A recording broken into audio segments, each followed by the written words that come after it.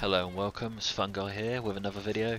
Today we're looking at Chapter 5, the good bits, the not so good bits, and also a little bit of a speculative jest at what may be coming in Chapter 6. So let's not hang around, let's get straight to it. The first good point I've really enjoyed about this is the new weapons. There's been quite a lot. We've had the M1 Garand, we've had the Arasaka, we've had the Type 100, we've had the M1919, which is the 30 cal basically, and then also we've had in the weekly updates the BAR, the Grease Gun, the Nambu, and of course the Type 97, the Japanese LMG. Now I feel like all of these weapons have really added something to the game. I've had fun unlocking them all, I've had fun specialising them all. I just feel like there's a lot more variety and it feels a lot more like familiar now with all the weapons we're used to, especially like the Garand, the Bar, the Grease Gun, etc. Now there are still quite a few guns missing from the game. Top one in my mind would be the Springfield bolt-action rifle that the Americans used quite a bit as a sniper rifle. Now obviously there are others too, none of which I can remember at this particular time, but I'd just like to at this point go ahead and give my Top Gun of Chapter 5 award to the Browning automatic rifle, just because I feel like it's the most fun weapon with it's two different rates of fire. You can get stuck in up close, or you can have a go at a distance as well, as you can see in these little clips here. So that's my top weapon. Yours may be different. Please let me know. A close runner-up would have to be the Grease Gun, I believe. I don't know what it is about the slow rate of fire weapons, but I just love them. So yeah, that's my 2 cents on that. Second point, the new maps. These have been 3 we've had so far. All have been very good maps. I do have my favourites. It have to go in the following order. Iwo Jima, my absolute top dog there. Just below that, Wake Island. Awesome classic map. And then last place would be Pacific Storm. The reason being is a lot of the time when it first came out, the first set of objectives were just a make or break. The map could end up going nowhere if the attacking team couldn't get past those first 2, which would lead to a lot of boring matches, I'm afraid, which seems to have been lessened nowadays, but for that reason it's in last place. Iwo Jima has got it all really. It's got the open plains as shown here, and in later bits you can see it's got the caves as well. There's plenty of room for vehicles, plenty of little spots, little ways for infantry to go. Like, it's a big open space, but it doesn't feel empty. Yeah, just top map there.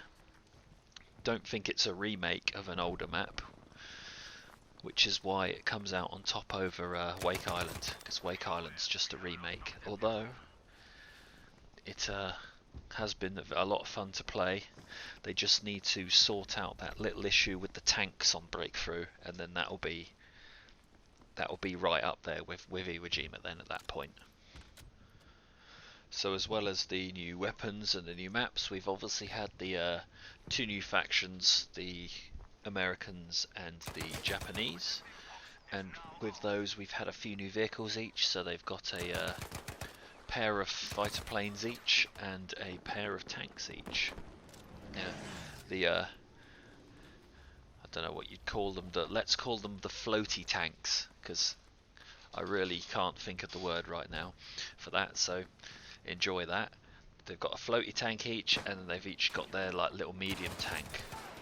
And also, each of these vehicles has 6 specializations, which I don't know what they're going to do later on when we maybe have the Americans up against the Germans, and it's going to be a case of a tank with 6 specializations versus a tank with only 4. So we'll have to see what they do with that, but for now Those vehicles are very good.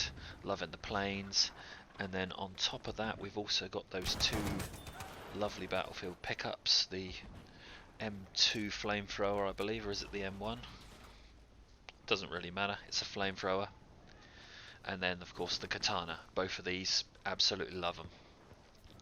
And they're not too overpowered either, like those armoured suits you could pick up in Battlefield 1. I always felt they were a bit too OP, but these little weapon pickups work very well. So that's the good stuff. Now let's quickly go over some of the not so well received parts and maybe some things that didn't quite go to plan. So the first one would be the lunge mine, which we are still waiting for. I believe it's been fixed and they'll be releasing that some point in chapter 6.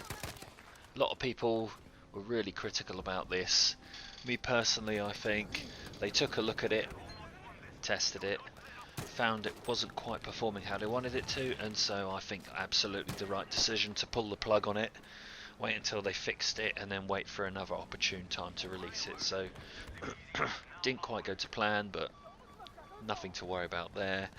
And then the other thing that's really not been well received is the rebalance of the weapons known as the time to kill controversy.